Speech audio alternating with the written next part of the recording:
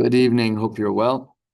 Today we are learning Maseches Menachos Daf Tzadi Vav and Tzadi Zayin Amud Aleph as we try and catch up a little bit.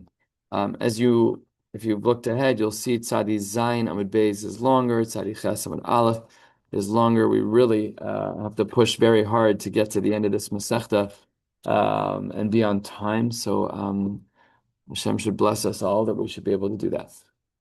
Here we go. We're 5 lines down on Tzadi Vav Amud Aleph at a new Mishnah.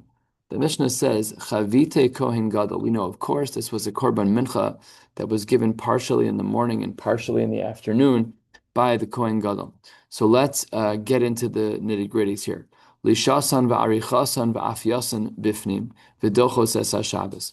When it comes to the Chavite Kohen Gadol, the kneading of the dough, the shaping of the dough, and the baking of the dough were all done bifnim, were all done in a holier locale, and they were mechalel Shabbos, and not mechalel Shabbos. They did them on Shabbos. That was the nature of the Chavite Kohen Gadol. And the Gemara here lays down a klal that I had referenced yesterday, or I think yesterday, yes. Klal Amar Rabbi Akiva Tzadi Vav Amud Aleph, 8 lines down. What is this rule that Rabbi Akiva has taught us in many places in Shas? I count 5 different Makomos separate of this, so that makes this a rounded out number of 6. Kol malacha she'efshar la'asosa me'erev Shabbos. Any malacha that one was considering doing in the Beis HaMikdash, if it could have been done before Shabbos, then eino doches HaShabbos, kivaldik. That makes perfect sense. V'she'efshar la'asosa me'erev Shabbos. If in fact there was a din, there was an activity, that could only be done on Shabbos, then doches HaShabbos, then that activity could then be done on Shabbos, no problem. Part 2 of the Mishnah, Kol Menachos, all korbanos mincha, yesh bahen ma'aseh kli bifnim. They have a kli activity inside. Ve'ein bahen ma'aseh kli bachutz. Take a look at Rashi, right to our right, about 15, 20 lines down in Rashi. Dibra maschil ma'aseh kli, lisha ve'aricha, hakol b'kli shores bifnim v'lo bachutz. Very clear that when it comes to korbanos mincha, it's a broad comment that they are all done. They're all done in this space of the pnim, and they're done in klei shares. Next, let's get into some of the logistics of some of the kelim of the Beis HaMikdash.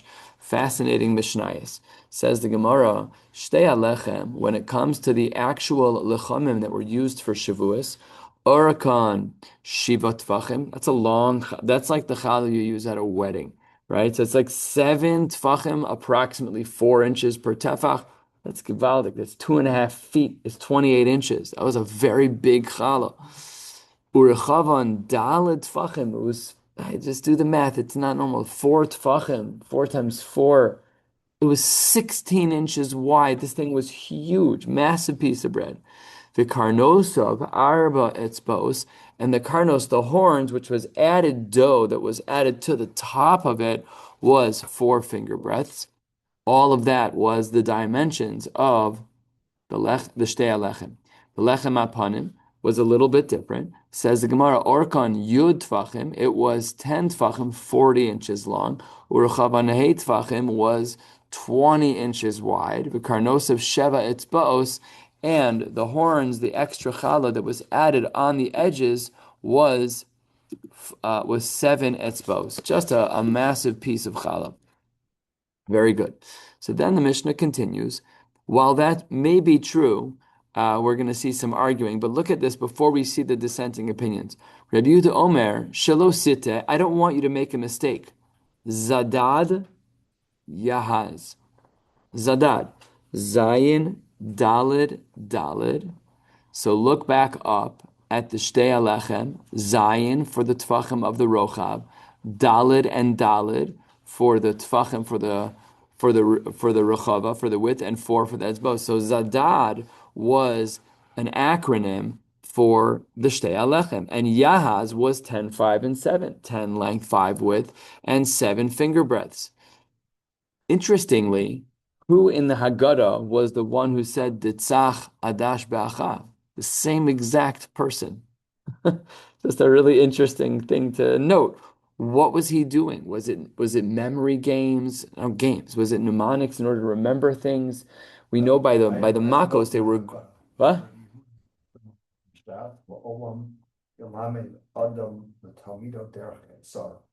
Yeah, but beautiful. At our Pesach Seder, I can't remember which one, but at one of them, somebody made a comment that they were grouped by the quality of the nis, something along those lines. Like I don't remember what was what. So Afal Pikin, he still was the person who does it. What was his language? Nasan Bahem Simonim. It was the language of the Haggadah. So that's interesting. Yeah, exactly. Yeah, fascinating, but nevertheless, that's what Rashi says. But exactly, if you take a look at Rashi to the right, Shelo Sita, 20, 30 lines down, Bein Shtei Alechem Alechem Aponim, Bein B'shir Rocha, Bein B'shir Orach V'Karnos. So Zadad Shtei Alechem, and then Rashi articulates exactly what, an overly articulate Rashi. I would have thought it was obvious, but who knows? Okay, so all that is Rabbi Yehuda. And then Ben Zoma Omer, V'nasata al hashulchan lechem apanim lefanai tamid. And then this is going to be cryptic for now. Lechem apanim. When we talk about the lechem apanim, sheyehu lo panim. It should have panim. Panim? Panim? What does that mean? Rashi. So Rashi over here says, sheyehu lo panim. Difanos. Should have walls. Okay. Lishna achrina sheyehelo pinim zavios v'hein hen corners. And it's a little hard to know just from the enigmatic nature of Mishnayos as to exactly what's going on here. Mir Hashem will have more clarity down the road. Now let's switch over to the Shulchan. We spoke about the Shtei Alechem and the Lechem Apanim, and we said Zadad and Yahaz. And now let's talk about the Shulchan. Orko Yud Urchavo Chamisha, the area of the table itself upon which the Lechamim rested was 10 by 5, so it's a 1-to-2 ratio. Lechem Apanim, the breads that went on there, as we said just a few lines ago, were Orko Yud Urchavo Yud. So guess what? Looks like it fits perfectly. The table was 10 by 5, and the Lechem Apanim was 10 by 5. Says the Gemara, no. The Lechem Apanim were put on the other axis. They crisscrossed. So the 10 by 5 went this way for the Shulchan, and the 10 by 5 went this way for the Lechamim. They were not aligned hand to glove. They were intersecting across the midline. And the Rashi, the Gemara here actually does some math. But first the Gemara says, no sein orko keneged rochbo shel Shulchan. The length of the Lechem Apanim. Did I skip something? No. The length of the Lechem Apanim was put against the width of the Shulchan. So let's do the math. If the Lechem Apanim was 10 tefach wide, right? 10 tefach wide. So this is the Shulchan. Let's say this is Lahavdil, Elif, Abdullah. So the Shulchan is 10 wide. They took the chalas and they put them across this way. Now, if it's 10 and it's centered, how much is left on each side? So 10 minus the 5 that we know is 5. Split it evenly, 2.5, hanging over on each side. So if the lechem, if the shulchan was 10 wide, and it was 10 long and 5 wide, and the lechem was 10 wide and put across the 5, there's an extra 5 split evenly, 2.5 on each side. So that makes the next part of our Gemara, of our Mishnah, very clear. The kofel, and then you fold tfachaim umechza mikan utfachaim umechza mikan. Everything that's hanging off the table was folded up on the bread side. So that way, you had 10, it's hanging off the edges, and then they'd fold it up so that, yes, if you... So that actually is the shita that we saw on the top of Tzadi Daled Amud Beis, which was the shita of Kimin Teva Prutza, that it looked like a box. So it was 5 on the bottom, 2.5 going up, and it stood that way. We have pictures where like they go in. We'll get there. That's not that. That was the chronos that we said in our Mishnah. Remember, we said there was 3 features. There's rochav, orech, chronos. So the chronos were added to the top of that U shape, and then they were folded in. So that's what we're going to see soon in the Gemara. But like a box that's unfolded. That's without the chronos.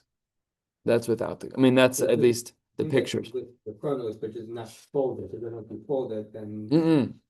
No, no, there's more. So if you look on the pictures on Tzadi Daled Amid Beis and the Rashis, you'll see the top picture.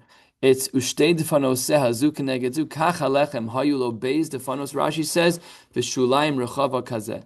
So the bottom was five. Where are you? Yeah, it's folded up.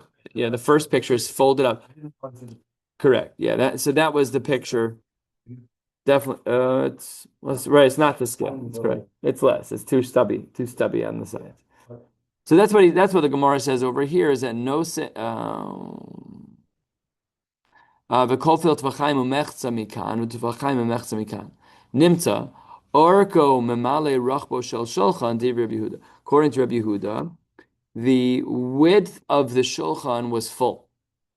It was full with 5 challah upwards with 2.5, right? Okay, like when you fold dough, it like squeezes in the middle. The Gemara is not, the Mishnah doesn't deal with that. We just assume they figured it out.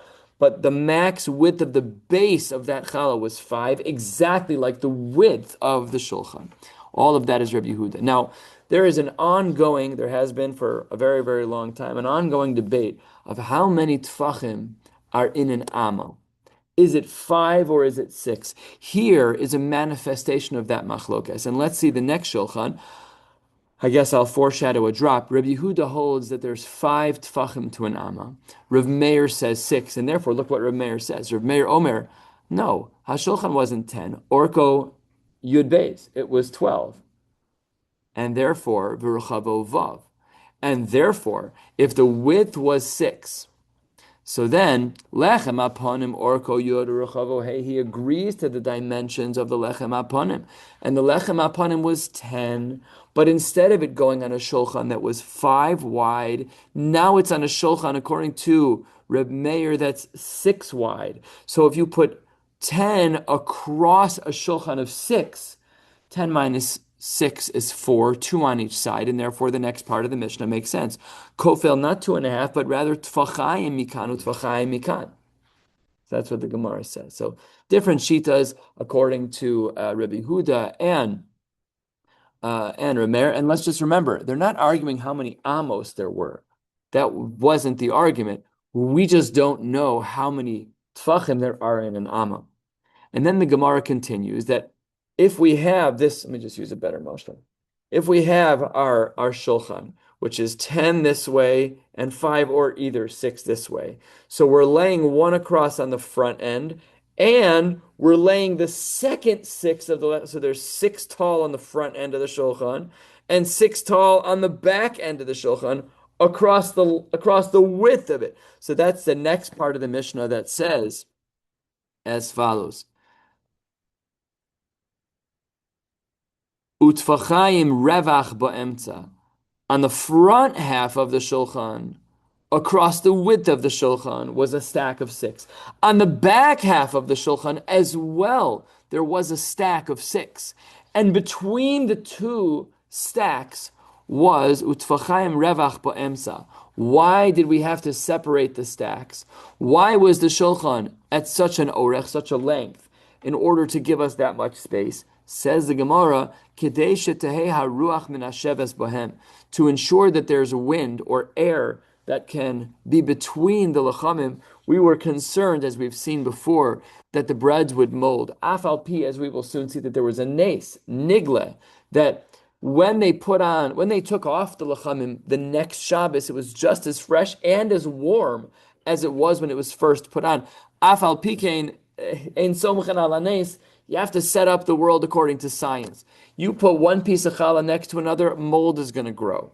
So they wanted to separate the two stacks. So again, what we have over here is our shulchan. I'm going to turn it the other way here. We had a stack of 6 right here, and we had a stack of 6 right here, and between them was 2 tfachim that was open space so that air could pass through, and therefore it would not cause for any mold. Sorry for being so lengthy in the Mishnah. There's so much nuance here, and I just want to make sure it's clear. Abba Shaul Omer, Sham, in that 2 tefach space between the 2 stacks of lechamim, hayunosn and shnei bziche levona, shalechem apanim. As we know, the lechem apanim was accompanied by spoonfuls of bazichin. And according to Abba Shaul, it was in that in-between space that they put the bazich in there. Amrulo, hold on 1 second. V'harei kvar nemar v'nasata al hama'areches levonazaka. It has to be on the bread, not on the shulchan. You can't put it on the shulchan in between the two stacks. It has to be on the bread, says the Gemara. Omar lahem harei kvar nemar ve'alav mateh menashe. In that context, the word alav does not mean on top of, it means next to. We're talking about, the space of Menashe, Chatzi Gad, whatever is going on in the pasuk. There, the word alav means next to, right? So we use these terminologies in our parlance all the time. Put that on the table. But I mean, that must be a bad example because that's mamash on the table. But we have words where we double use them. The Gemara says that the word alav is a double use. So we asked against Abba Shaul, hey, how can you do that? It says v'nasata al hama'areches levonazak. No. You're allowed to put it in the space according to Abba Shaul in between because alav has multiple meanings. The next piece of technology that we saw in the Beis HaMikdash that related to the Shulchan are what are called snifin. These were like vertical panels that went up against the lechamim. So says the Gemara, 2/3 of the way down, still in the Mishnah, the arba'a snifin shel zahav hayusham. There were 4 panels that were golden. Mifutzalin meroshehen shayusomchen bahen. There were these pegs that were protruding from the snifin, which we learned previously, held up the chalas shayusomchen that they would use for the chalas to lean upon. Shnayim l'seder zeh, v'shnayim l'seder zeh. So again, back to our shulchan. We had a stack of 6 here, and a snif on the front end and a snif on the back end. Then we had a stack over here, a snif on the front end and a snif on the back end. So those were the 4 snifin that were a part of the shulchan. The kav ches kanim kachatzi kaneh chalul. There were also 28 rods that went across from one snif to another, or I should say in between the chalas, in order to ensure that no mold would grow. We needed a little bit of space between the lechamim to make sure that there could be some transfer of air. Arba asar l'seder zeh, ve'arba asar l'seder zeh. I don't know why one says arba asar and one says yodalit. I don't know if anybody has any svara. I can't imagine there's a svara here. I have a feeling it had more to do with the person who wrote the Shas Varsha that we're looking at right now.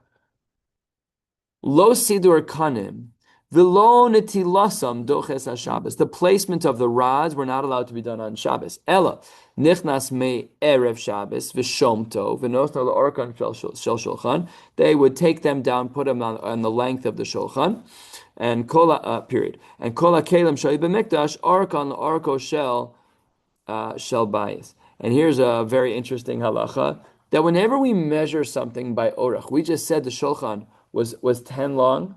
So what was its orientation to the heichal? So the Gemara says that the heichal was rectangular in this way: east, west, north, south. And the shulchan was over here. What was its orientation? Not this way. It was orchan to orchan. So it was oriented in such a way where the orech of the kli would match the orech of the room in which it was found. End of Mishnah. Good. We're definitely not going to get as far as I wanted, that's for sure. Says the Gemara as it opens at the first of the long lines on Tzadi Vav Amud Aleph. Kol Menachos yesh bahen ma'aseh kli mibifnim. We had said that korbanos mincha were done with a kli shares inside the Beis HaMikdash. Shalu es Rebbe Zumi Nayin. They asked Rebbe, how do you know? Amar lahen harehu omer. This was the place where the Kohanim cooked. Asher yofu es hamincha. They baked the mincha there. The vilti hosi el hachatzer achitzona, to not bring it to the outer place. Says the Gemara. What we see over here is a comparison between different types of korbanos. Mincha dumya de asham v'chatas, ma asham v'chatas to unen kli. Just like the asham and the chatas couldn't be done without a kli shares. Af mincha nami to unakli. That's how Rebbe learns. It is from this pasuk, which is, where is it from? This pasuk from Yechezkel, and from there we learn that. Let's go back to this question. From there we learn that the korbanos mincha were done by a kli bifnim. We said hashulchan arko asara, that it was 10 long. Amar of Yochanan. L'divrei ha'omer tvachaim umechza kofel. This is Shitas Rabbi Yehuda, that 2.5 were bent up. Then nimtza shulchan mikadesh chamisha asar tvachim lamala. If I have my shulchan over here, and every one of the 6 challahs that I stacked was 2.5 tall because I folded up the edge a little bit. Really, from here, I folded up the edge. So each one is 2.5 tall. 2.5 times 6 is 15. So that is Shita number 1 that we see in the name of Rav Yochanan over here, quoting the Shita of Rav Yehuda from our Mishnah. So that means that the 15 tfachim above the Shulchan had a unique level of sanctity of Kedusha. And L'divrei ha'omer tfachayim kofel, according to Reb Meir in our Mishnah, remember, of course, their machlokas was only about whether or not an Amma had 5 or 6 tfachim, Reb Yehuda and Reb Meir respectively.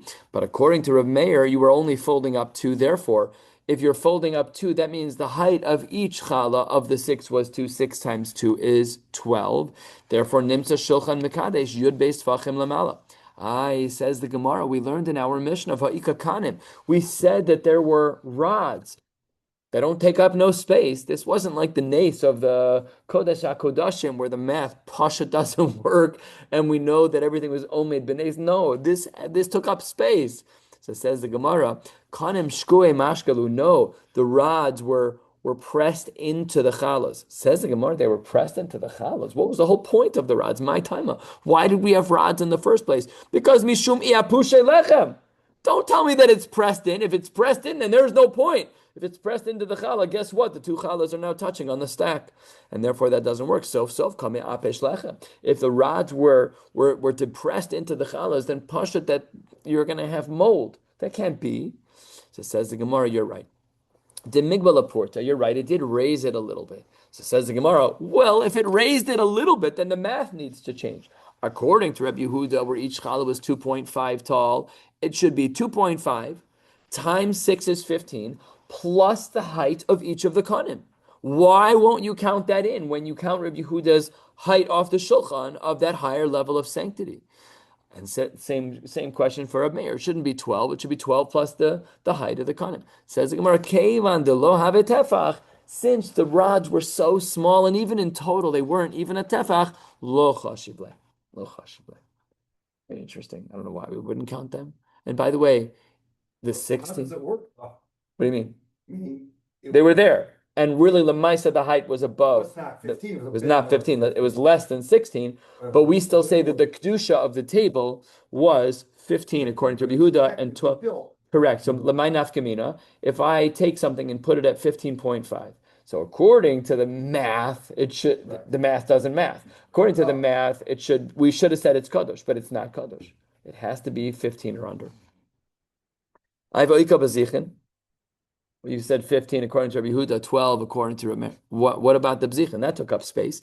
Says the Gemara, Begave de lechem habu yaser. Looking back at that picture on Tzadi Dalet Amud Beis at the top, and David, you're right, that the height of the sides was a little stubby. It's actually more than that. Each one should be 50% of the base.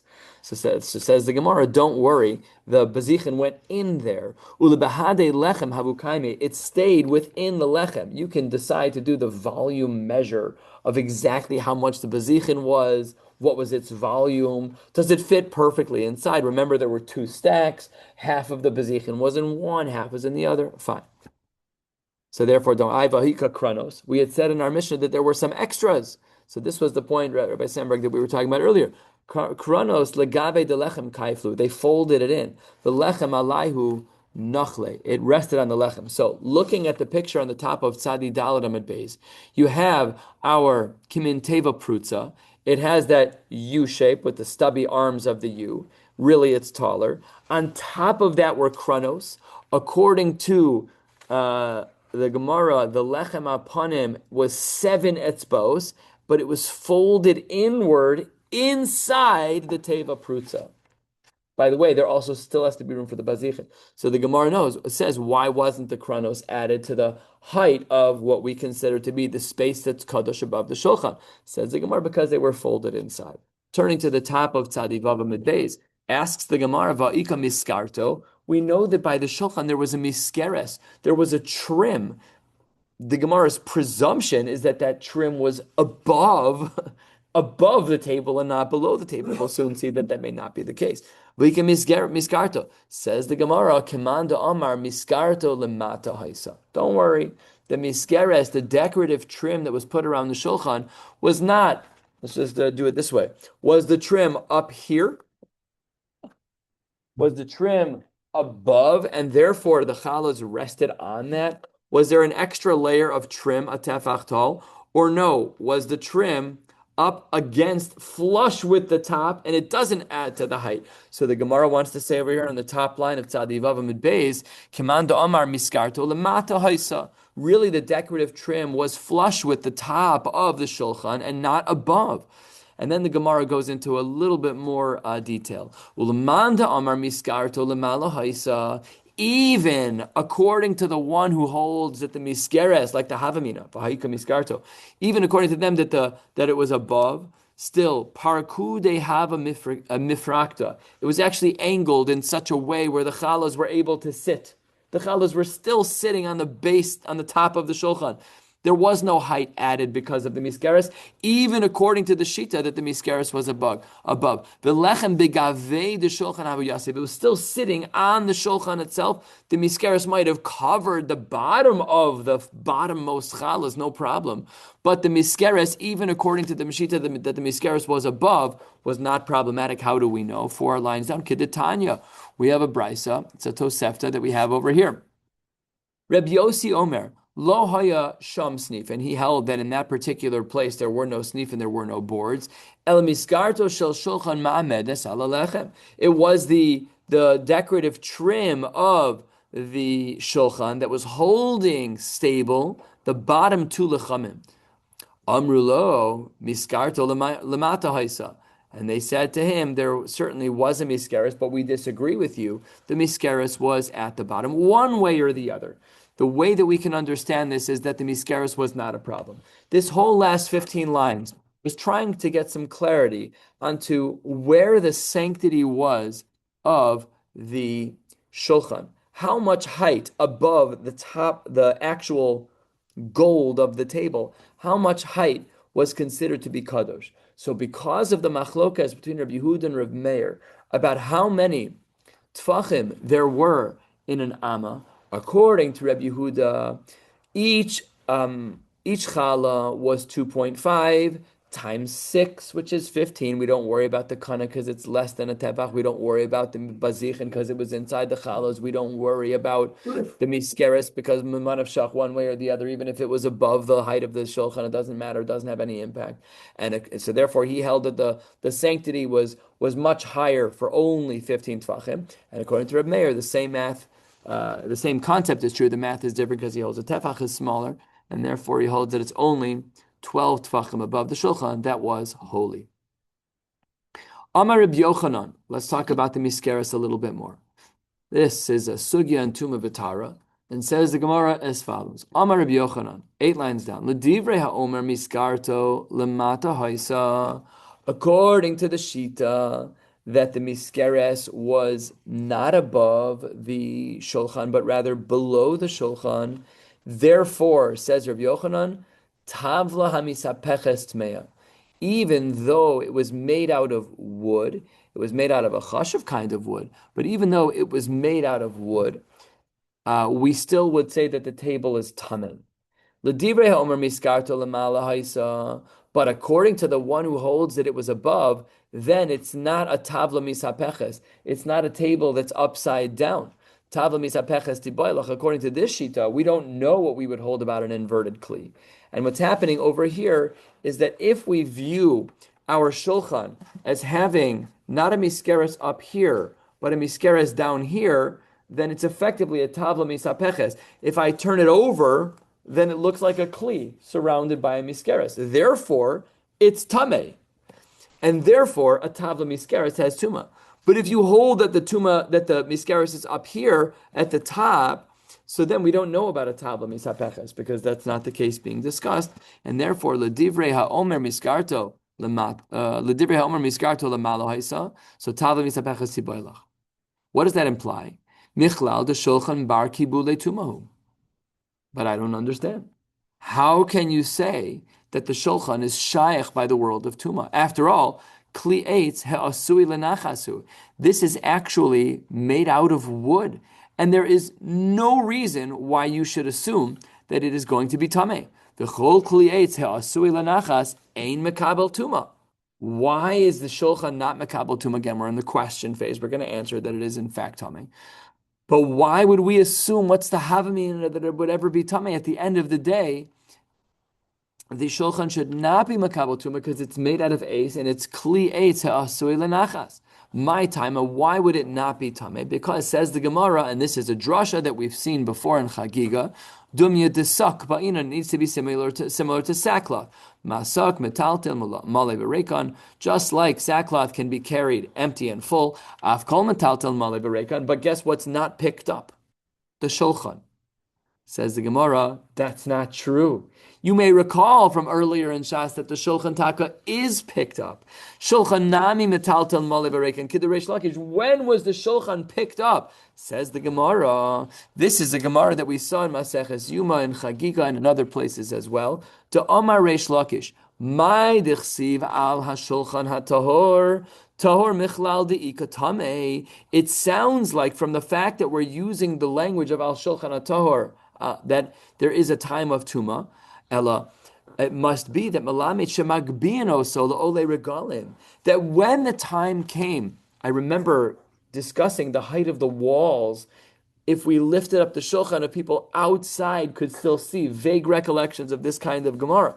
So the Gemara says over here, we did pick up the shulchan for the ole regalim, umarin bo lechem, and they were then able to see the lechem. And the math that they had done was the same Rabbi Yehuda, Rabbi Meir math. How tall were the chalas? According to Rabbi Yehuda, it was taller, it was 15 tfachim, or 60 inches tall. According to Rabbi Meir, it was 12, 48 inches tall. It wasn't quite as tall. And what happened when the Yidden saw the lechem over the walls? The Omrim lahem reuchi baschem lifnei hamakom. See how much HaKadosh Baruch Hu loves you. All the nisim that are taking place in the Beis Hamikdash. Kediv Rabbi Yeshua ben Levi, Dam Rabbi Yeshua ben Levi. Nes gadol nase belechem aponim. You want to see how much HaKadosh Baruch Hu loves you? There's a nes nigle of the many that took place in the Beis Hamikdash every day. What was this one? Siluko kisiduro. That when it was removed, it was as though it had just been put there. What does siluko kisiduro mean? It means that when you took off the chalas, it was just like when you put them on, just as fresh and just as hot. On Friday nights, we eat warm, hot challah, made earlier that day. Okay, we warmed it up in the warming drawer, but it tastes like mun from heaven. So says the Gemara, that was the nes nigle of the lechem aponim. Shne'emar, as the pasuk says in Shmuel Aleph, Perek Chaf Aleph, the pasuk that there says, "Lasum lechem chom b'yom hilakcho." The challah was still warm on the day it was taken away. So therefore, we see the lechem. Therefore, we see that the shulchan must have been lifted up to show all the yidden who couldn't see inside the Beis Hamikdash because they couldn't see; there wasn't enough space. They could stand by the Ezras Yisrael. Only so many Yidden could be there. So they lifted up the Shulchan. Now that you lifted it up, now it's similar to suck. Now it's similar to the sackcloth where it's picked up. And sometimes it's full and sometimes it's not. And therefore, Taka, the Shulchan is tummy. Milo Tnan, didn't we learn already? HaShulchan, a table. The Hadulviki, some type of collapsible chair.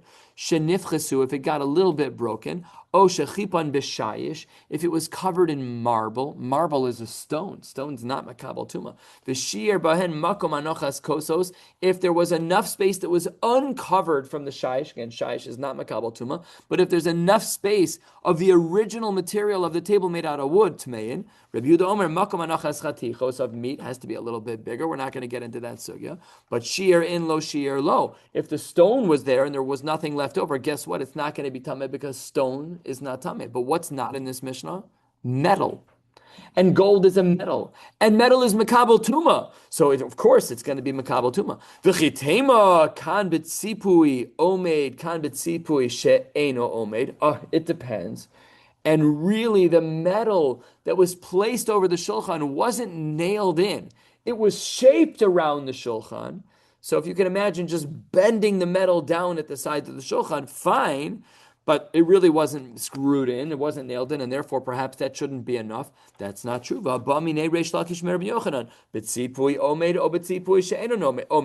weren't even sure about the answer to that question. B'shchifa es levazvisen, was it covering the rims? Obisha lo chipa es levazvisen, top of tzadi zayin amud aleph. We don't know the answer to that question. So then that was a question that Reish Lakish asked Rabbi Yochanan. What did Rabbi Yochanan say? Top of tzadi zayin amud aleph. V'amar le lo shna tzipui omed v'lo shna tzipui she'ena omed lo shna chipa es alavazbezin v'lo shna lo chipa es alavazbezin. They're all going to become tamei. So what do we see? We see that it's going to be tamei, that the shulchan is going to be tamei, and it is effectively a kli. It's unique. It's unique. It's not a regular piece of wood. It's a piece of wood that's covered, but the metal's not screwed in. It's not stone. It's not shaish like the brisa. Fine, very good. We're going to stop right here at V'chi Tema because it's just a long run from here on out. And Emir Hashem will pick up tomorrow night and try to cover as much ground as humanly possible. We'll pause right here, wishing you all a beautiful night.